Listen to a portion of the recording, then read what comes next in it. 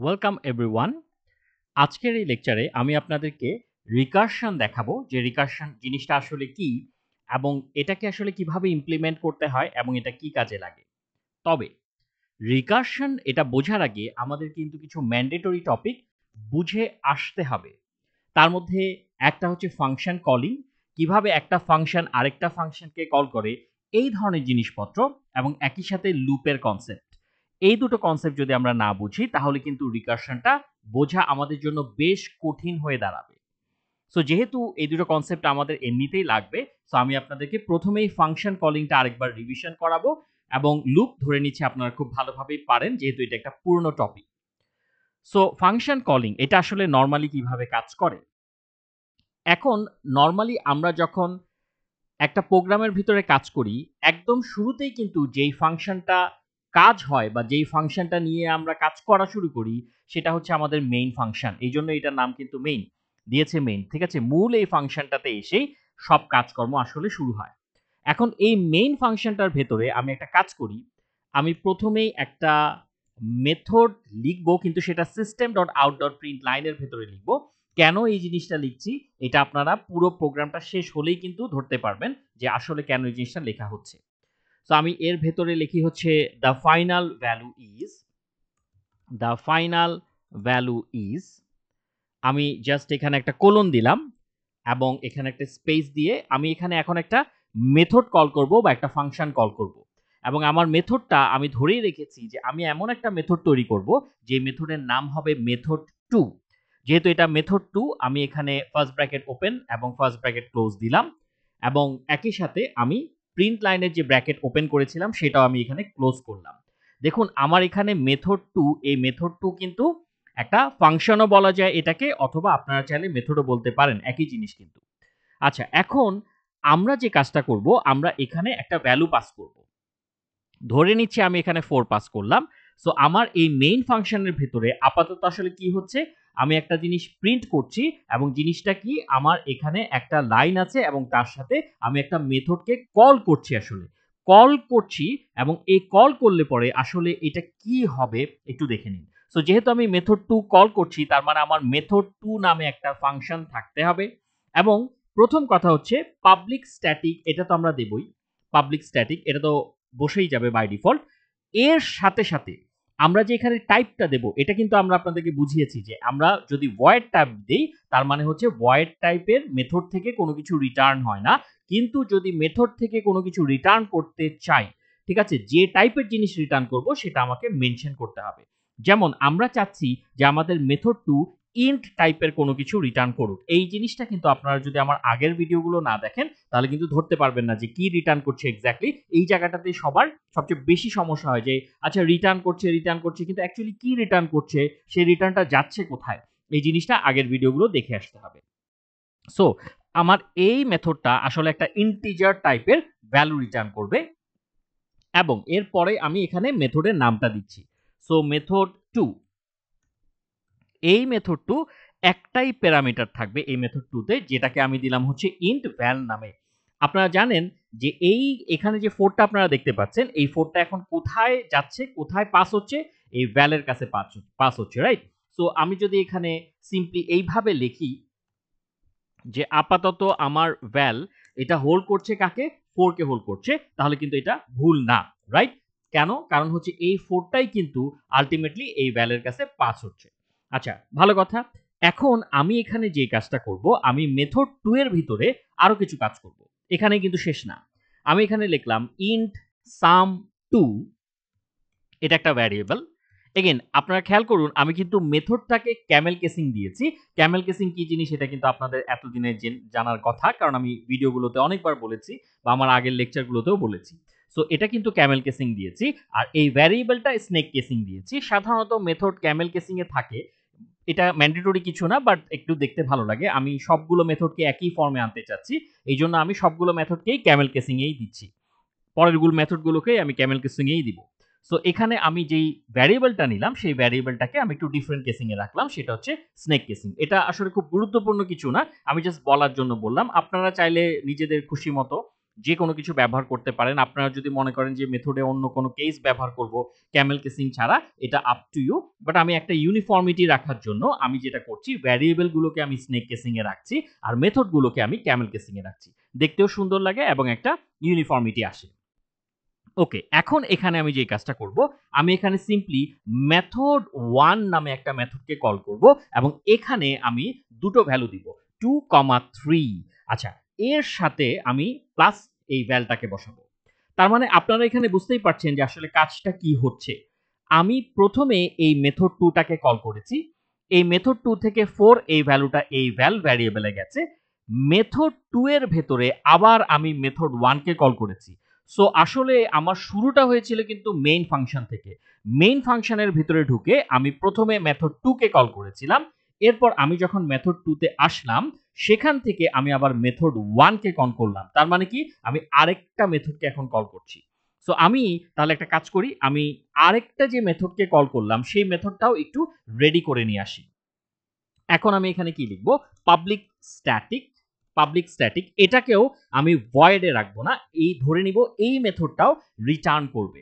So এই মেথডের নাম কি, সিম্পলি এই মেথডের নাম হচ্ছে মেথড 1। এটাও আমি ক্যামেল কেসিং দিলাম। এগেইন আমি আবারও বলে নিচ্ছি, আপনারা চাইলে অন্য কোনো ফরম্যাট ব্যবহার করতে পারেন, বাট কনভেনশন ফলো করে, রুলস ফলো করে, হ্যাঁ, রুলস না ফলো করে না কিন্তু, রাইট? সো ইন্ট এ ইন্ট বি আমি এখানে দিলাম।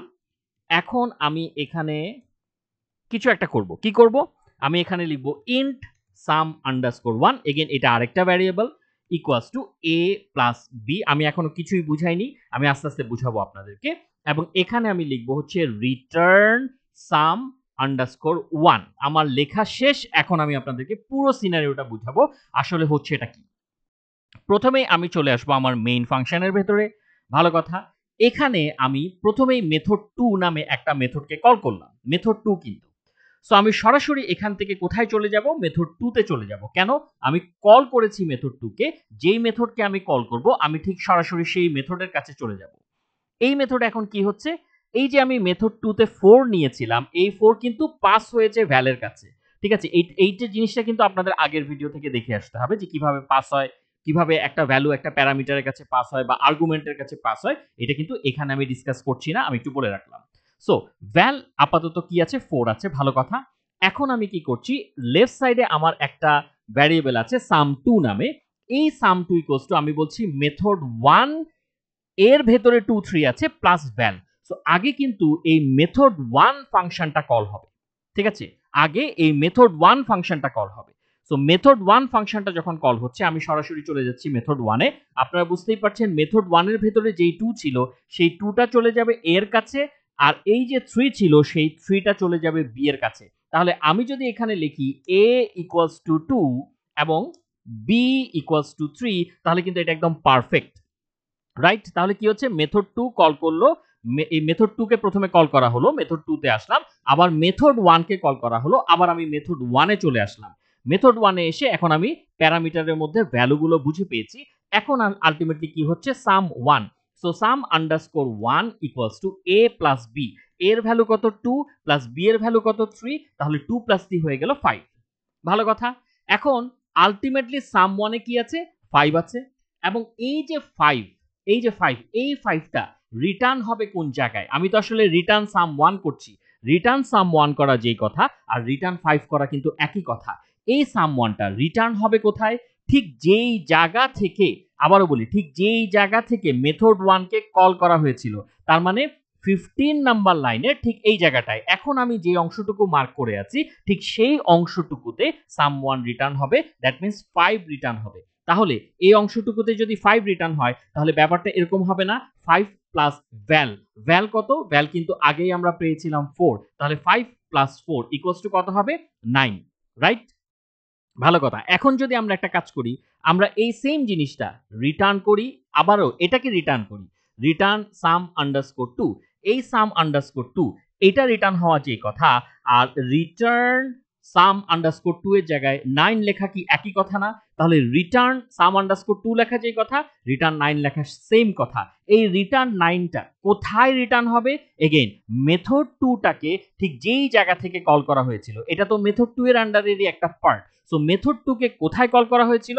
ঠিক এই জায়গাটায় কল করা হয়েছিল, রাইট? এই জায়গাটায় 10 নাম্বার লাইনের ঠিক আমি এখন যেই জায়গাটা মার্ক করে রেখেছি, গাঢ় করে মার্ক করে রেখেছি, ঠিক সেই জায়গাটায় 9 রিটার্ন হয়ে যাবে, কারণ এখান থেকে মেথড 2 কে কল করা হয়েছিল।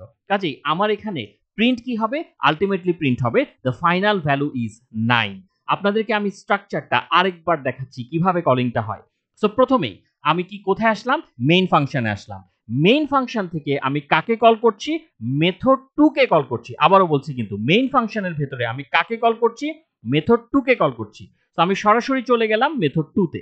ফাইন, কিন্তু চলে গেলাম বলতে এমন না যে আমি জাস্ট চলে আসলাম। আমি কিন্তু এই যে মেথড 2 এর ভেতরে যে 4 ছিল, সেই 4টাকে মেথড 2 এর প্যারামিটারে কিন্তু পাস করেছি। তার মানে এই ভ্যাল এখন 4। ভালো কথা। সো আমি এখন মেথড 2 তে চলে আসলাম। মেথড 2 তে এসে আমি কি করলাম কি? আমি আবার আরেকটা অন্য মেথডকে কল করলাম, যেটা কিনা মেথড 1। সো এই মেথড 1 কে কল করার ফলে আমি সরাসরি আবার কোথায় চলে যাব? মেথড 1 এ। সো মেইন ফাংশন থেকে প্রথমে মেথড 2 কল হয়েছে, মেথড 2 থেকে আবার মেথড 1 কল হয়েছে। সো আমি মেথড 1 এ চলে আসলাম এবং মেথড 1 এ আমার কি কি ছিল? 2 আর 3 ছিল। সেই 2 টা চলে গেল a তে এবং 3 টা চলে গেল b তে। ভালো কথা। এখন মেথড 1 এর ভেতরে আমি কি করলাম? a প্লাস b করলাম। a তে ছিল 2, b তে ছিল 3, দুটোকে যোগ করে সাম 1 এ রাখলাম। এই যে সামওয়ানটা রিটার্ন করছি, এটা কোথায় রিটার্ন করছি?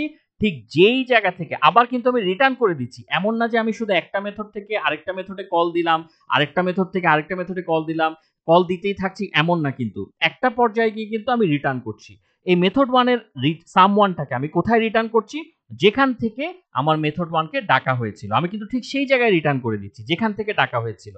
এবং এখানে রিটার্ন করার ফলে আমি সাম 2 তে কত পেলাম?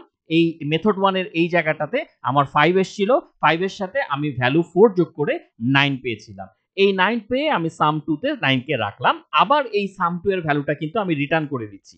কোথায় রিটার্ন করে দিচ্ছি? এগেইন এটা কিন্তু আমি রিটার্ন করছি মেথড 2 থেকে। সো মেথড 2 কে কোথায় কল করা হয়েছিল? এই জায়গাটায় মেথড 2 কে কল করা হয়েছিল। ঠিক এই জায়গাটাতেই আমি কিন্তু ভ্যালুটাকে রিটার্ন করে দিচ্ছি। সো আলটিমেটলি ভ্যালুটা কিন্তু মেইন ফাংশনের ভেতরেই যাচ্ছে এবং সেখান থেকেই প্রিন্ট হচ্ছে। সো এইভাবে কিন্তু এক মেথড থেকে আরেক মেথডকে কল করা যায়। ঠিক আছে? এক মেথড আমরা যেমন মেথড 2 থেকে 1 এ কল করলাম।